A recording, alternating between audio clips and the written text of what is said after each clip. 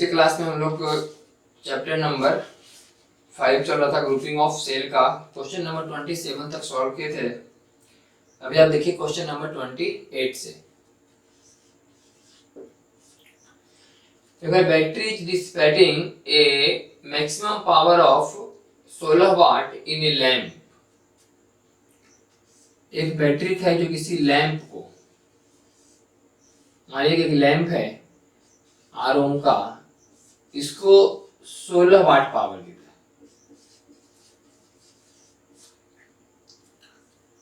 If the current through the circuit in this condition is 4 ampere, अगर इस condition में current कितना चल रहा है 4 एम्पियर। आप समझिए कि 4 एम्पियर करंट इसमें चल रहा है तो 4 एम्पियर यहाँ भी जाएगा। इसका मतलब इसमें जो पावर हुआ आई स्क्वायर आर, ये हो गया 16, इसलिए आर बराबर हो गया 1 ओम। इसका मतलब 1 ओम का ही लैंप है। Then calculate EMF and internal resistance. EMF निकालना है और इस सेल का एक इंटरनल रेजिस्टेंस। और ये बात क्वेश्चन में लिखा मैक्सिमम पावर। मैक्सिमम पावर मतलब मैक्सिमम करंट है। आप सोचिए इस सर्किट में करंट कैसे चलेगा। करंट चलेगा I is equals to E by are plus R. E current का वैल्यू होगा, ई ईएमएफ है, आर प्लस आर रेजिस्टेंस हो गया, तो current is equal to E by are plus R. तो थ्योरी में बात थोड़ा डिस्क्राइब किया हुआ है कि I इज इक्वल टू, इसको लिख सकते हैं आर प्लस आर को कि under root R minus under root R का होल स्क्वायर और प्लस 2ab। इसको तोड़िए तो आ जाएगा a square plus b square minus 2ab plus 2b। तो माइनस 2ab प्लस 2b कटेगा, आर स्क्वायर ये आर प्लस आर रहेगा। तो I मैक्सिमम कब होगा? फॉर I मैक्सिमम आपको पता है कि I मैक्सिमम तब होगा जब E वाला वैल्यू दोनों अगर इक्वल हो गया तो E वाला 0 हो जाएगा, तो डिनोमिनेटर में कुछ वैल्यू कमेगा तो अपने आप पूरा जो है वैल्यू इसका अपने आप बढ़ जाएगा। ये कमेगा तो I सबसे कम कब होगा? जब ये दोनों बराबर होगा तो 0 होगा। इसका मतलब for I maximum R is equals to R। ये कंडीशन हो गया। ये कंडीशन है कि कोई भी जो सेल है अपने बाहरी एक्सटर्नल रेजिस्टेंस को मैक्सिमम पावर तभी ट्रांसफर कर पाएगा जब बाहरी रेजिस्टेंस, एक्सटर्नल रेजिस्टेंस और इंटरनल रेजिस्टेंस दोनों बराबर। ये कंडीशन हो गया। तो इससे क्लियर हो गया कि मैक्सिमम पावर चूंकि लिखा हुआ है, इसका मतलब आर बराबर भी 1 ओम, चूंकि आर बराबर 1 ओम आ चुका है। अब रहा बात कि ईएमएफ का, तो ईएमएफ यहां से निकाल लीजिए। I is equals to E by R plus R, तो E is equals to 4 और 2 8 वोल्ट। तो इस तरह से EMF आएगा 8 वोल्ट और इंटरनल रेजिस्टेंस कितना आ गया 1 ओम। तो ये था क्वेश्चन नंबर 28।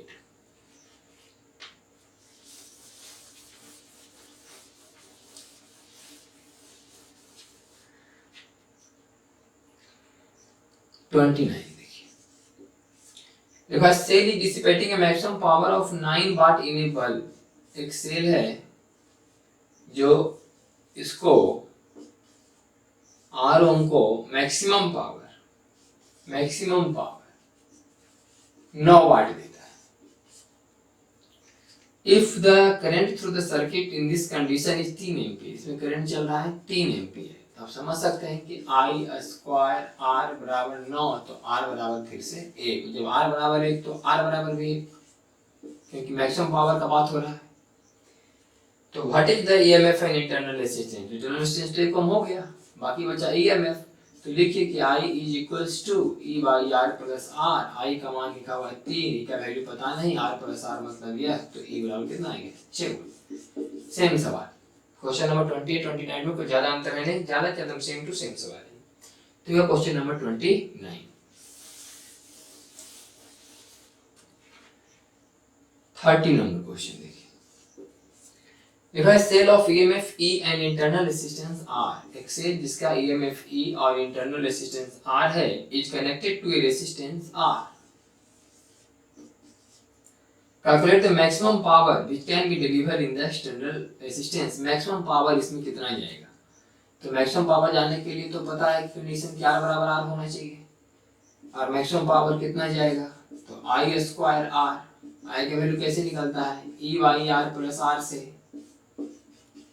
और चूंकि मैक्सिमम पावर में आर आर बराबर होता है तो लिख सकते हैं ई स्क्वायर बटा 2r का होल स्क्वायर इंटू आर ये स्क्वायर, तब हो जाएगा हम लोग का E square r by 4r square, r से आर कैंसिल तो आंसर आएगा ई स्क्वायर बाई 4r।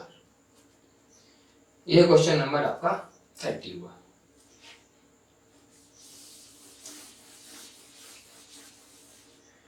अब आइए क्वेश्चन नंबर 31 कि calculate the internal resistance of A generator when power produced in the external resistance R1 0.2 ohm and R2 5 ohm are same। Calculate the internal resistance of A generator, मान लीजिए एक generator है, इसका अपना एक internal resistance है। When power produced in the external resistance, जब ये इसके सामने एक रेजिस्टेंस लगाया गया कितना 0.2 ohm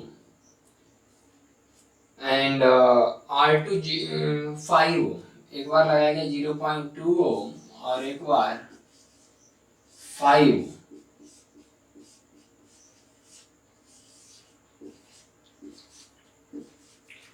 Calculate the internal resistance of a generator when power produced in the external resistance R1 and R2 5 ohm are same। दोनों में सेम पावर दिया है, कोई मैक्सिमम वाला कहा ही नहीं है। पावर इसमें सेम मिला, पावर इसमें कितना मिलेगा करंट का स्क्वायर इंटू 0.2, इसमें पावर मिलेगा करंट का स्क्वायर इंटू 5। लेकिन ई वाला करंट का जो वैल्यू होगा ई बाई आर प्लस 0.2 और ई वाला करंट का वैल्यू होगा ई बाई आर प्लस 5 तब स्क्वायर इंटू 5, तो ई स्क्वायर कैंसिल, तो 0.2 बाई आर प्लस 0.2 का whole square is equals to 5 by are plus 5 का होल स्क्वायर। तो 0. जो है इसको सॉल्व करना पड़ेगा तभी आर का वैल्यू आएगा, तो सॉल्यूशन थोड़ा लंबा है कर लेते हैं। लेकिन तो 0.2 और 5 कट जाएगा, 0.5 अब आगे लिख जाएगा 0.2 फिर 0 पड़ेगा तो 25 बार का कट जाएगा, तो 25 में गुना होगा ये वाला,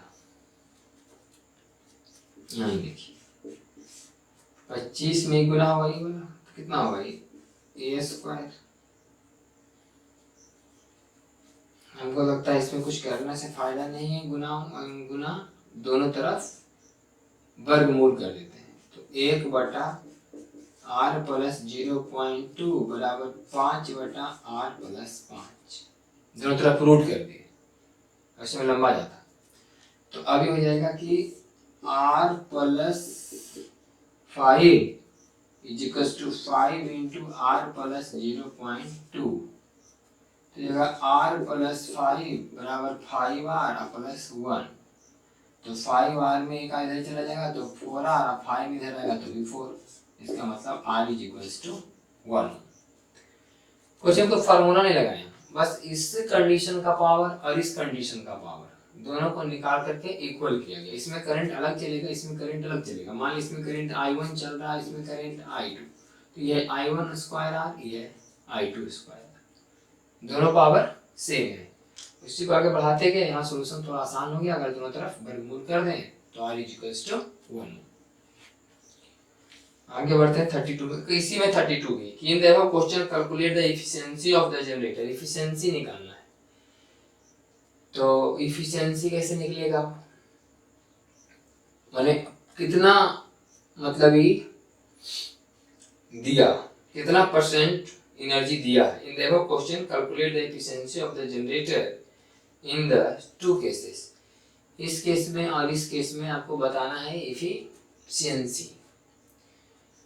तो R बराबर ये तो हो गया क्वेश्चन नंबर 31, यहाँ से हटाते हैं थोड़ा सा, इसको मिटा देते हैं 31 को, और ये बात क्लियर हो गया है कि R इक्वल टू कितना 1 ohm. R E V R is equals to 1। अब देखिए इफिशियंसी, इफिशियंसी किसे निकालेंगे, तो इफिशियंसी मतलब क्या हुआ, वी बराबर क्या हुआ आई आर,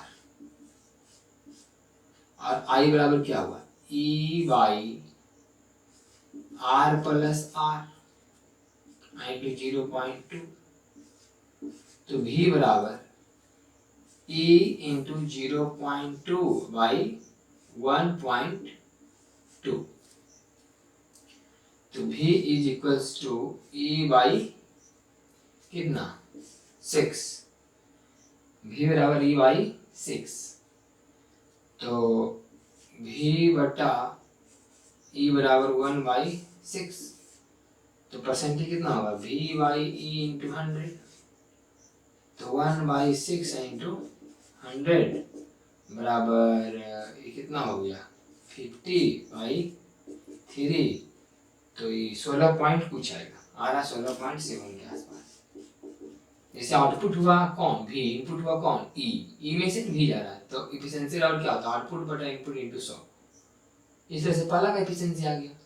दूसरा का इफिशिएंसी अब देखिए, तो दूसरा में कीजिए v बराबर आई आर, आर का वैल्यू इसमें कितना है 5, इसमें आई बराबर कितना होगा e by are plus R, यहाँ 5, तो v बटा e बराबर कितना आया 5/6, तो परसेंटेज में क्या लिखाएगा v बटा e इंटू 100 बराबर 5 गुने 100 बटा 6, तो 2 3 आई 2 50, मैंने 50/3 गुने 5 मतलब 5 गुने 16.7, तो ये हो गया 7 बचे 35, बाकी बच गया 3 और ये 16 बचे 80 और 3 83, एक अंक के बाद 83.5%, 83.3% के आसपास है।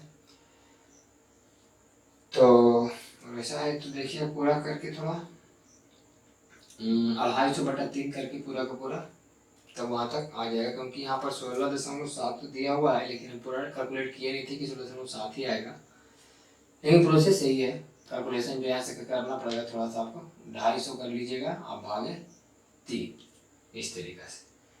तो इस तरह से क्या निकल गया हम लोग का इफिशियंसी। इफिशियंसी का मतलब क्या है आउटपुट बटा इनपुट इंटू 100, तो पावर सप्लाई कितना जा रहा है भी, तो ही निकालना है कि भी ई का कितना परसेंट है, क्योंकि हम लोग का इफिशियंसी। क्वेश्चन नंबर 32 था, 31 था इसके पहले, ई हुआ 32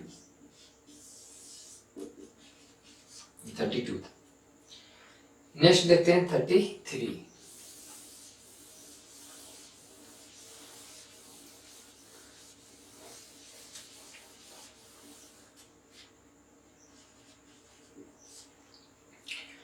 there are n cell, each of EMF 1 volt, number of cell n, सबका EMF 1 volt, and internal resistance 0.2. These cells are connected to form a battery having n by n row. n by n क्या है रो, कहने का मतलब ही m है। आप mix grouping of cell को थोड़ा सा समझेंगे तो रो इसने को बोलते थे। And each row having n cell, और एक रो में सेल कितना मैंने ऐसे ऐसे है n सेल, और ऐसे ऐसे है कितना रो m रो, जिसका वैल्यू अभी दिया गया n by n, कहने का मतलब कि m इंटू n बराबर n। ये मिक्स ग्रुपिंग ऑफ सेल में आप समझ सकते हो। This battery is connected to a resistance of 0.3 ohm, और ये पूरा का पूरा बैटरी कनेक्टेड है 0.3 ओम के रेजिस्टेंस से। Calculate for what value of n will the power consumed in the external resistance will be maximum, कितना मैक्सिमम पावर कंज्यूम करे इसके लिए आप वैल्यू ऑफ क्या बताइए n बताइए। पहले आपको बताया कि पावर मैक्सिमम जो कंज्यूम करने का बात है, तो मैक्सिमम पावर कंज्यूम कब होता है, जब होता है m बटा n is equals to r by R, m बटा n बराबर r बाई आर, ऐसे लिखा होता है ना m r बराबर n r लिखे थे कुछ क्वेश्चन में पीछे क्लास वाले क्वेश्चन में। तो यहाँ लिखा जाएगा कितना, एम आर का value 0.3 equals to N, R का वैल्यू है 0.2। तो m इंटू 0.3 बराबर m इंटू 0.2। अगर इसमें निकालना है calculate the for what value of n will the power consumed in the external resistance will be maximum। External resistance में मैक्सिमम पावर कंज्यूम होना है। मैक्सिमम पावर कंज्यूम का मतलब मैक्सिमम करंट यहाँ से जाएगा। तो मैक्सिमम करंट जाने का ही कंडीशन है, m इंटू 0.3 और m इंटू 0.2। क्वेश्चन में क्या है ना कि लास्ट में है n का वैल्यू दिया हुआ 24, और चूंकि पता है m इंटू n बराबर n, इसका मतलब m इंटू n बराबर 24। तो m is equals to 24 by n, अभी वैल्यू यहाँ दे देते हैं। तो 24 बाई n इंटू 0.3 बराबर n इंटू 0.2। अगर ये पॉइंट और ये पॉइंट कैंसिल कर दें तो 24 गुने 3 72, 2 नीचे का तो 36, n गुने n स्क्वायर, तो n स्क्वायर बराबर 36, तो n बराबर कितना आ जाएगा 6। तो हो गया n बराबर 6। ये तो निकालना था वैल्यू ऑफ n। अब है कि calculate the value of this maximum power. Maximum power का मान बताइए। तो मैक्सिमम पावर के लिए पहले मैक्सिमम करंट ही चाहिए। मैक्सिमम करंट का वैल्यू हमें याद है जहां तक e स्क्वायर वाई कुछ 4 आ रहा था। Maximum current e square by 4r। देख लीजिए उसमें क्या था कि I बराबर होता था m n e बटा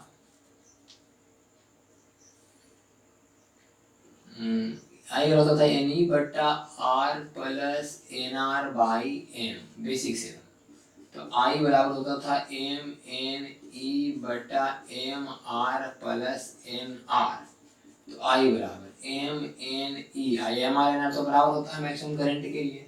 तो m r को लिख देते हैं m r, तो 2 m r होता था। तो m से m कैंसिल, तो I बराबर होता था n e बाई 2 बार। यह मैक्सिमम करंट।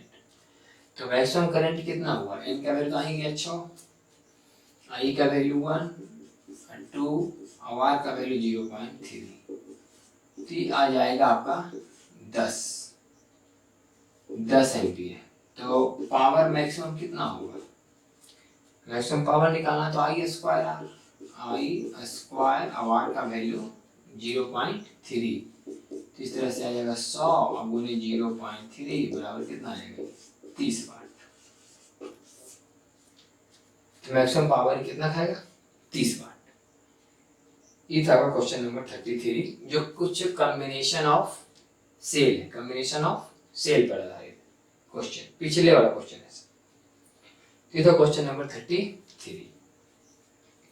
आगे बढ़ते हैं 34 में।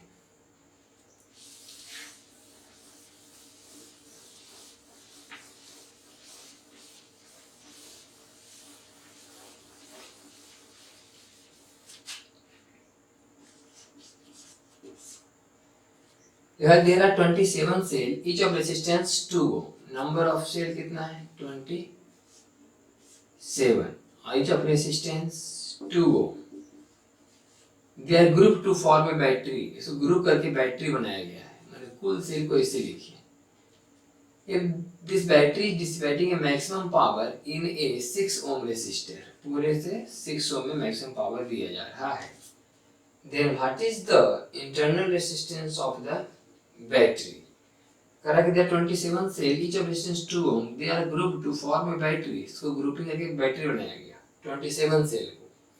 if this battery is dissipating a maximum power in a 6 ohm resistor, और ये बैटरी 6 ohm resistor को मैक्सिमम पावर दे रहा है,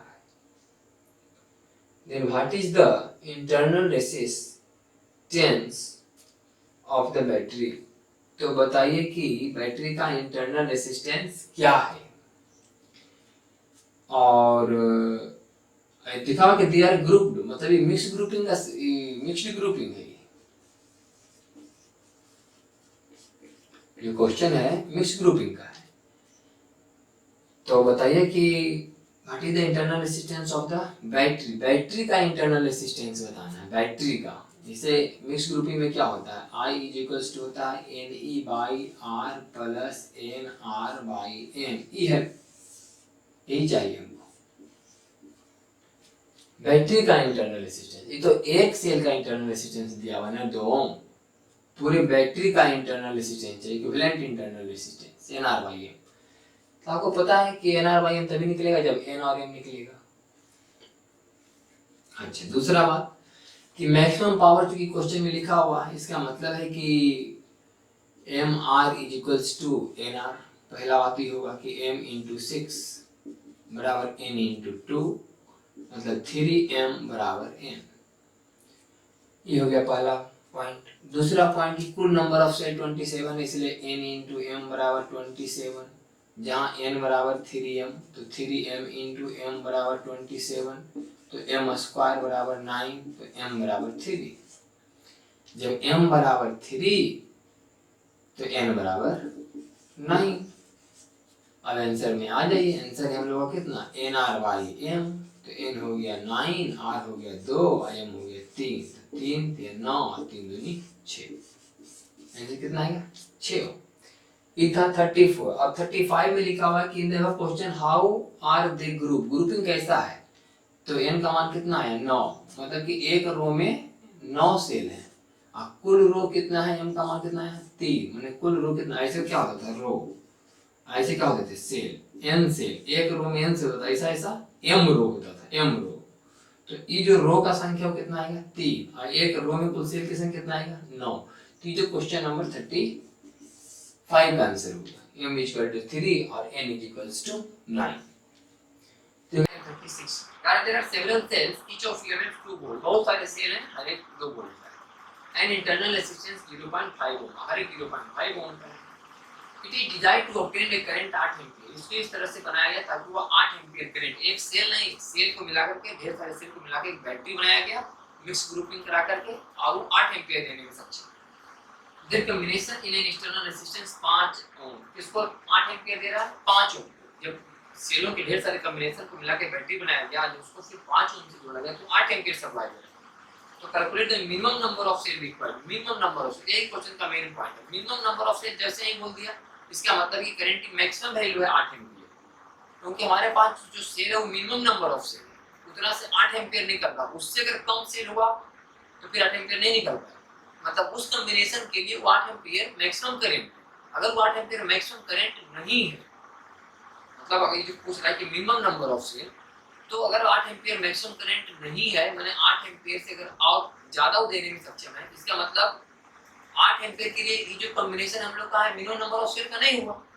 बात समझिए कि 8 एम्पीयर की सप्लाई दे रहा है, कुछ सेल का कॉम्बिनेशन है जो 8 एम्पीयर सप्लाई दे रहा है, अगर है कि जो सेल है जो मिनिमम नंबर ऑफ सेल है, अगर इस cell minimum number of cell, इसका मतलब 8 एम्पीयर मैक्सिमम है, 8 एम्पीयर मैक्सिमम करंट है इस मिनिमम नंबर ऑफ सेल के, इससे अगर कम कर दीजिएगा तो फिर 8 एम्पीयर नहीं देगा। तो ये मिनिमम नंबर ऑफ सेल जो लिखा हुआ है, इसका मतलब है कि इस कॉम्बिनेशन के लिए 8 एम्पीयर मैक्सिमम करंट, और अगर 8 एम्पीयर मैक्सिमम करंट है तो m बटा n बराबर r बटा, या कहे कि m r बराबर n r, तो m r का वैल्यू 5 बराबर n r का वैल्यू 0.5, इसलिए यहां से कटेगा तो आ जाएगा 10m बराबर n। एक बात, तो calculate the minimum number of cell required for this purpose and how they should be group, और किस प्रकार से ग्रुपिंग किया जाए ये बताना है, और मिनिमम नंबर ऑफ सेल भी बताना है। खैर करंट का वैल्यू कितना होता है, करंट बराबर होता है Ne बटा R plus NR by M, तो 8 बराबर n का वैल्यू 10m दे देते हैं, तो 10m गुना E, 10m गुना E बटा R का वैल्यू 5, m का वैल्यू फिर से 10 है, गुने r का वैल्यू 0.5 बटा m, m से m कैंसिल, तो यह 8 बराबर 10 गुना 20m बटा 5 प्लस 5, 5 आएगा 10 में 0.5, 5 5 10, 10 1 80, अब 20 चौका 80, m बराबर 4, m बराबर 4, तो m बराबर 40, कुल नंबर ऑफ सेल 160, कुल नंबर ऑफ सेल m गुने बराबर 160 से। ठीक है, क्वेश्चन नंबर 36 ये भी आंसर है और ये भी आंसर। अब क्वेश्चन नंबर 37,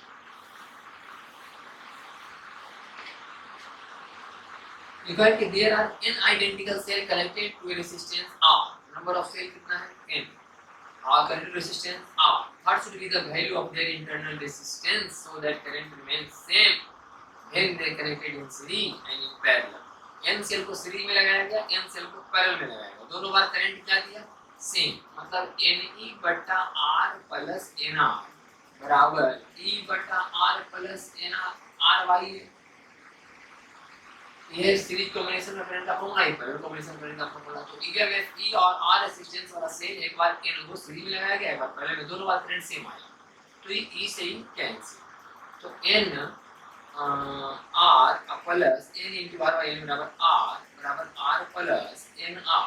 तो nr में r जाएगा तो n minus 1r आई बराबर जाएगा. तो फिर से n minus 1r, n minus 1 से minus 1 कैंसिल बनेगा r बराबर r.